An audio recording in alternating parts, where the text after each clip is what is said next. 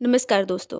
मेरा नाम है बल्लू यादव और आज हम बात करेंगे भारत के इतिहास से जुड़ी एक बेहद महत्वपूर्ण घटना की, द ब्लैक होल ट्रेजेडी, जिसके बाद से भारत का नक्शा पूरी तरह से बदल गया। ये तो सभी बहुत अच्छी तरह जानते हैं कि अंग्रेजों ने भारत पर लगभग 200 सालों तक राज किया और इस दौरान उन्होंने भारत के लोगों पर तरह तरह के अत्याचार भी किए। लेकिन एक दौर ऐसा भी था जब बंगाल के नवाब सिराजुद्दौला ने अंग्रेज सिपाहियों के साथ एक बेहद दर्दनाक और शर्मनाक हादसे को अंजाम दिया, जिसे द ब्लैक होल ट्रेजेडी के नाम से जाना जाता है। कहा जाता है कि बैटल ऑफ प्लासी को जन्म देने वाले कुछ इमीडिएट रीजंस में ब्लैक होल ट्रेजेडी मुख्य रूप से शामिल थी। बैटल ऑफ प्लासी के बाद अंग्रेजों ने भारत पर पूरी तरह शासन करना शुरू किया था। आखिर थी क्या ये ब्लैक होल ट्रेजेडी? अगर हम भारत के इतिहास की बात करें तो 1707 में औरंगजेब की मृत्यु के बाद मुगल साम्राज्य का पतन होना शुरू हो गया था। असल शक्ति क्षेत्रीय राजाओं के हाथों में रह गई थी। बंगाल, जिसे उस समय का इकोनॉमिक पावर हाउस कहा जाता था, मुगल साम्राज्य का हिस्सा होने के बावजूद भी एक आज़ाद प्रांत के रूप में उभर रहा था। लगभग सभी यूरोपियन कंपनीज बंगाल पर अपना कब्जा जमाना चाहती थी, परंतु ब्रिटिश ईस्ट इंडिया कंपनी का बंगाल में आधिपत्य था। ब्रिटिश ईस्ट इंडिया कंपनी साम, दाम, दंड भेद का उपयोग करके खूब सारा पैसा कमा रही थी, जिसकी वजह से डोमेस्टिक इंडस्ट्रीज कहीं ना कहीं खत्म होती जा रही थी। हर कोई, चाहे वो जमींदार हो, लैंडलॉर्ड हो या मर्चेंट हो, ब्रिटिश ईस्ट इंडिया कंपनी से नाखुश थे। ऐसे में बंगाल के नवाब अलीवर्दी खान की मृत्यु हो जाती है और 21 साल के सिराजुद्दौला, जो उनकी छोटी पुत्री के पुत्र थे, बंगाल के नए नवाब बनते हैं।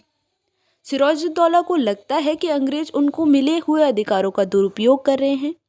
इसके चलते उन्होंने जब अंग्रेजों से सवाल जवाब करना शुरू किया तो अंग्रेजों ने जवाब में कहा कि वो तो सिर्फ अपनी कंपनी की सुरक्षा के लिए किलों का निर्माण कर रहे हैं। पर कहीं ना कहीं नवाब साहब को उनकी नीयति ठीक नहीं लग रही थी और इसके दो मुख्य कारण थे। पहला कि कंपनी अपने मुनाफे का कोई भी हिस्सा उनको नहीं दे रही थी, और दूसरा, वो धीरे धीरे अपने पांव जमाकर राजाओं से उनका पॉलिटिकल कंट्रोल छीनने की तैयारी में थे। इसके चलते सिराजुद्दौला ने कोलकाता के गवर्नर को एक अंतिम चेतावनी दी कि कंपनी के द्वारा किए जा रहे फोर्टिफिकेशन पर पाबंदी लगाई जाए। फ्रेंच ईस्ट इंडिया कंपनी आदेश मानकर रुक गई, मगर अंग्रेजों ने फोर्टिफिकेशन जारी रखा। इससे गुस्साए सिराजुद्दौला ने 16 जून 1956 को कलकत्ता पर हमला कर दिया। उन्होंने कलकत्ता को चारों तरफ से घेर लिया, जिससे घबराकर वहां के गवर्नर जॉन डेरिक किसी तरह हुगली नदी से होते हुए अपने कमांडर्स के साथ वहां से बच निकले। परंतु जॉन हॉवेल के नेतृत्व में 170 सैनिकों की एक टुकड़ी को किले की सुरक्षा के लिए छोड़ दिया। 20 जून 1956 को उन्होंने फोर्ट विलियम, जो कि ब्रिटिश ईस्ट इंडिया कंपनी का एक किला था, उस पर हमला कर दिया और उस पर अपना कब्जा कर लिया। सिराजुद्दौला ने किले के बीचों बीच अपना दरबार लगाया और दो घोषणाएं की। पहली कि कलकत्ता का नाम बदलकर अलीनगर रख दिया जाए, और दूसरी, राजा मानिक को किले का रक्षक घोषित कर दिया जाए।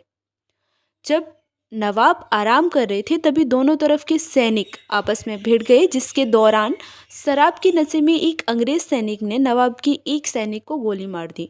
इसके बाद नवाब ने बिना कुछ सोचे समझे 170 अंग्रेजी सैनिकों को 18 बाई 14 फीट की एक कैद कोठरी में डाल दिया, जो कि फोर्ट विलियम में ही मौजूद थी।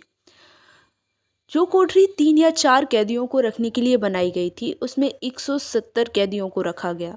जून की असहनीय गर्मी में सैनिक सारी रात उस कोठरी में बंद रहे। जब सुबह उसका दरवाजा खोला गया तो 147 कैदियों की मौत हो चुकी थी और सिर्फ 23 ही जिंदा बचे थे। बहुत सारे इतिहासकारों की माने तो ये घटना पूरी तरह से सच नहीं है। सच्चाई जो भी हो, मगर इस एक घटना के बाद से भारत का नक्शा पूरी तरह से बदल गया। भारत के नक्शे पर एक नए साम्राज्य का उदय हुआ, द ग्रेट ब्रिटिश एम्पायर, जिसे आज़ादी भारत को 15 अगस्त 1947 को मिली।